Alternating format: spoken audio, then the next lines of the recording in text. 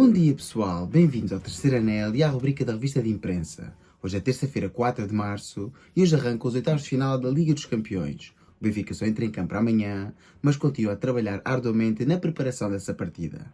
Vamos ver as nossas manchetes? Vamos a isso.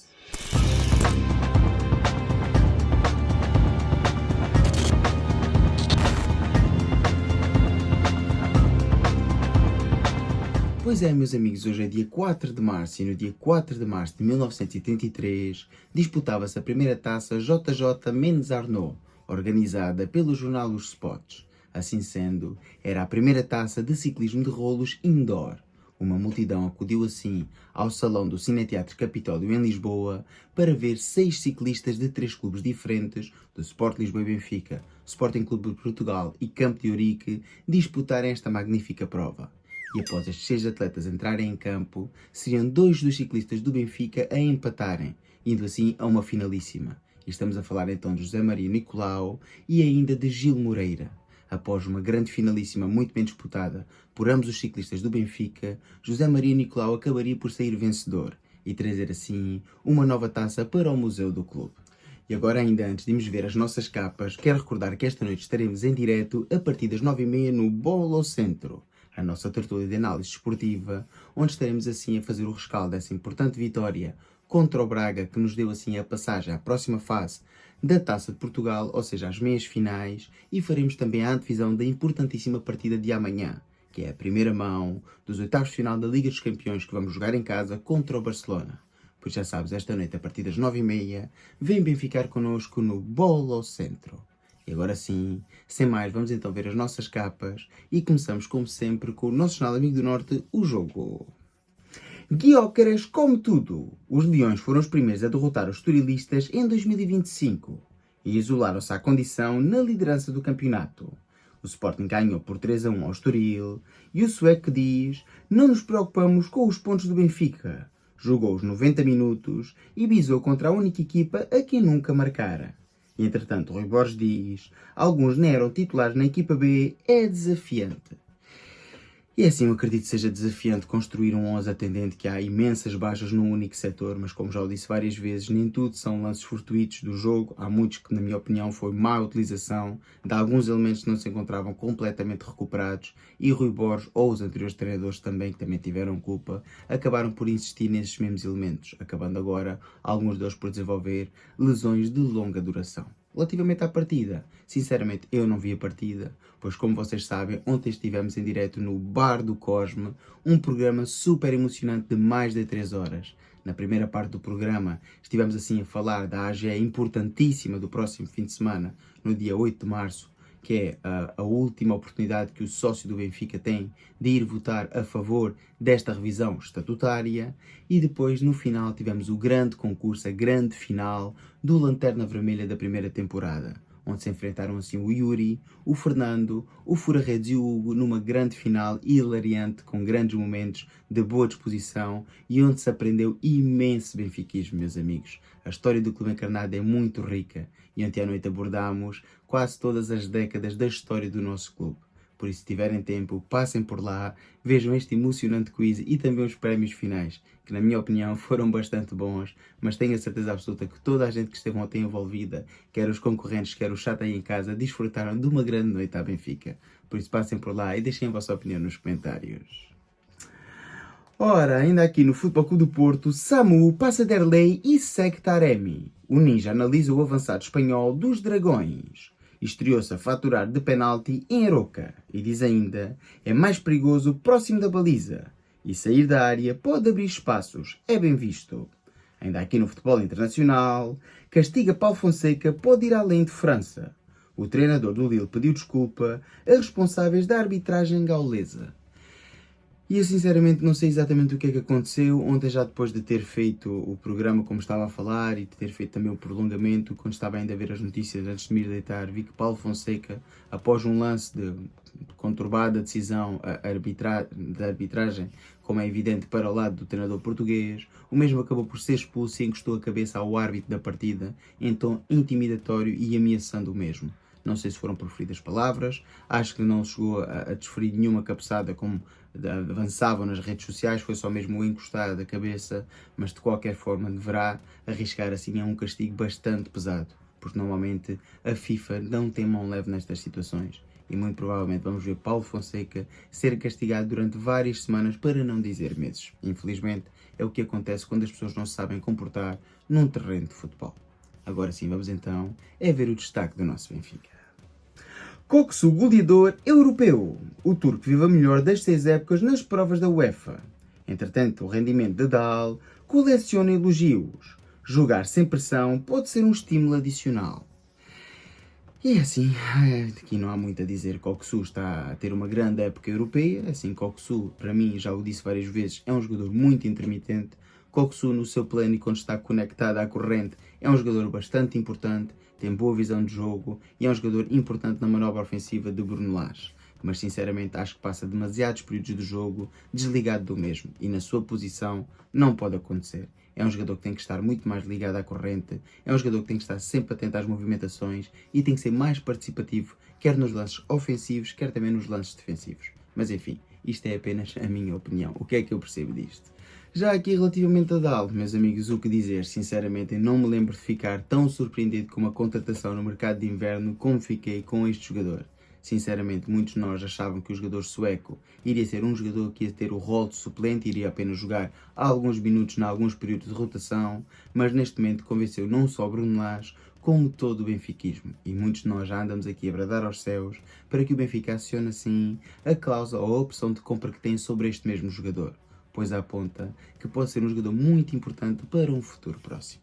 Vamos agora ver então o que é que dizem os jornais da capital e começamos como sempre com o jornal O Record. Vitamina G, Gonçalo e Gyökeres curam os maus do Leão. O sueco já marcou a todas as equipas da Liga com este bis aos canarinhos. E diz ainda o mesmo, fazer 2 golos não é mau. Já Rui Borges remata, o Vítor voltou a ser o velho Vítor. E José Silva foi o 38º jogador utilizado esta época. Ainda aqui justifica-se o penalti e a expulsão de João Carvalho? Não perca as opiniões dentro das páginas centrais do jornal O Record. E isto foi o único lance que eu vi da partida. Mas também, vou-vos ser sincero, não vou estar aqui a dar a minha opinião sobre frames parados que vi da jogada, pois foi isso que eu vi. Dá a sensação, sinceramente, que o avançado do Sporting empurra o jogador do Estoril e o mesmo ao cair impacta com o braço na bola e assim sendo é penalti. Eu acho que a ser penalti não deveria ser expulsão, acho que não se devia fazer o triplo castigo, porque ao fim e ao cabo já está a ser penalti, expulsão e golo, e acho que nestas situações não deveria haver expulsão. Tenho quase a certeza que são essas guidelines da FIFA. Relativamente se há força suficiente do avançado do Sporting para empurrar e fazer cair o jogador do Estoril, isso já é uma questão de opinião e teria que ver a jogada repetida mais vezes, que sinceramente também não tenho muito interesse, pois eu tenho interesse em seguir sim o dia-a-dia do nosso Benfica. Ainda aqui no Futebol Clube do Porto, a hora de Namazo. Tem a oportunidade de se agarrar ao 11. Vai ser aposta face às ausências de Mora e Fábio Vieira. E ainda aqui no Sporting Braga, Roger para mês e meio. Falha o Futebol Clube do Porto e Sporting. E que então os nossos rivais com bastante sorte, pois ao fim e ao cabo, na minha opinião, após a saída de Bruma, Roger era claramente o jogador mais diferencial deste Sporting Braga. Com todo o respeito ao Horta, mas acho que este Roger estava a irromper assim com muita força. Infelizmente uma lesão vai tirá-lo durante 1 mês e meio dos relevados, o que é uma autêntica pena, quer para o Braga, quer também para as contas do campeonato. Mas enfim, isso a nós não nos interessa, interessa sim é mais um destaque do nosso glorioso. Conversas por Semedo avançam e Lindelof termina contrato e também quer voltar. É aqui, relativamente a Lindelof, não estou tão certo que o Benfica esteja interessado em trazer de volta o antigo central. Vai tudo muito depender das conversações com o Otamendi. Há quem fale que já há conversações para renovar. Neste momento, já o disse várias vezes, o Otamendi está a render a um grande nível, mas daqui até ao final da temporada muita coisa pode mudar. Temos que ver como é que o capitão vai acabar a temporada e temos que ver que centrais é que vão sair do Benfica no final da mesma. Pois se o Benfica conseguir manter quer Tony, quer Tomás Araújo, que eu sinceramente duvido muito, acho que não vale a pena e não faz sentido nenhum trazer Lindelof de volta, pois ainda temos Gerson Marques e também Basrami. Relativamente aqui a Semedo, já o disse no dia de ontem, acho que é um jogador polivalente, um jogador importantíssimo e já o tinha avançado há meses atrás que o Benfica iniciou as conversações com este mesmo jogador. Inclusivamente, no início da temporada tentou trazer o mesmo, mas o Wolverhampton não se mostrou assim disponível a negociar o jogador. Neste momento é um jogador que interessa muito, as conversações estão bastante adiantadas e é muito provavelmente um dos próximos reforços a ser apresentado pelo clube encarnado, o que na minha opinião seria uma excelente notícia.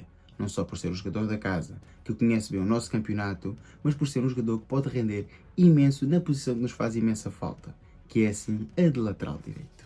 Vamos agora ver então o último destaque dos jornais desportivos e ver o que é que o Jornal da Bola tem para nos dizer hoje. A implacável lei de Gyökeres. O goleador voltou para decidir o jogo e acabar com as dúvidas na compensação. É importante para os miúdos sentirem esta confiança da bancada. Quem o garante é Rui Borges. O sueco fez o 2-0 pouco antes do intervalo, depois conquistou e bateu o penalti que fechou as contas aos 90+6. Ainda aqui no Futebol Clube do Porto, Martin Anselmi à procura do trio defensivo.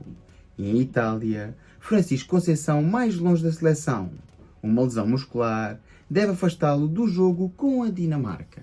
E relembra então que a nossa seleção volta a entrar em campo daqui a um par de semanas, naquele que será mais uma partida dupla a ser disputada pelo combinado nacional. E aparentemente, Francisco Conceição, com uma lesão muscular, estará ausência dessa dupla partida. Isto a nós agora de momento não nos importa, importa sim, é um novo destaque do nosso Benfica. A história do espanhol que torce pelos encarnados. E Di Maria e Florentino ainda podem receber o Barcelona amanhã. Ora, aqui está então o Jornal A Bola a falar do nosso Toni.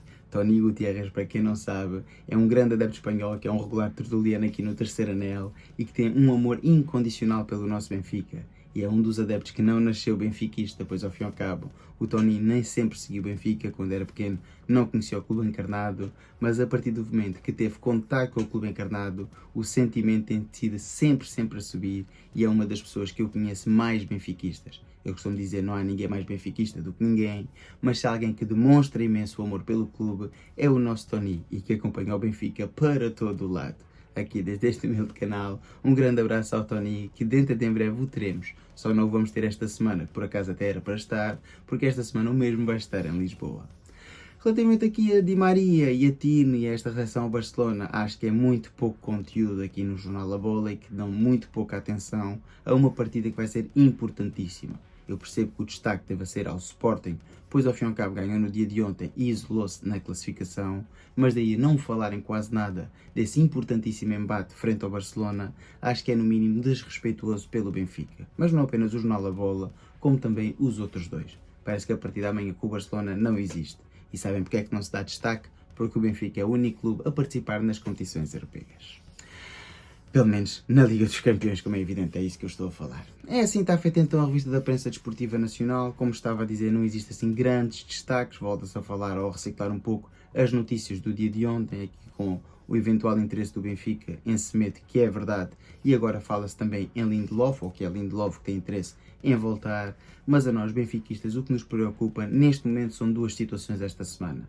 Em primeiro lugar é a partida de amanhã contra o Barcelona em pleno Estádio da Luz, onde vamos ter então a primeira mão dos oitavos de final, e é no fim de semana essa importante AGE, onde eu volto a fazer aqui um apelo público a que todos os sócios benfiquistas marquem presença e votem. Quer seja a favor, quer seja contra o documento, façam uma análise de consciência sobre o documento que está assim em vigor, que na minha opinião não dignifica o nosso grandioso clube, e este que não sendo perfeito, na minha opinião, é bastante melhor. Eu votaria a favor e aconselho as pessoas que pelo menos leiam o documento, leiam aquele que está em vigor e façam a sua própria análise. Eu acho que, sinceramente, esta nova revisão estatutária será sempre para melhorar o atual documento, que, volto a referir, não dignifica o bom nome e o estatuto glorioso do nosso grande clube. Ainda antes de terminar, quero voltar a recordar que esta noite estaremos em direto a partir das 9h30 no Bola ao Centro, na nossa tertúlia de análise desportiva, onde faremos assim o rescaldo da partida com o Braga e a antevisão dessa importantíssima partida contra o Barcelona. Por isso já sabes, a partir das 9h30, vem ficar connosco no Bola ao Centro. É assim, está feito então o vídeo, espero que tenham gostado. Se for ao caso, dá o like, comenta, partilha, subscreve. Já sabes, para cá se tiver X, segue no X e ajuda a crescer o canal. Fiquem bem e até mais logo. Viva o Benfica!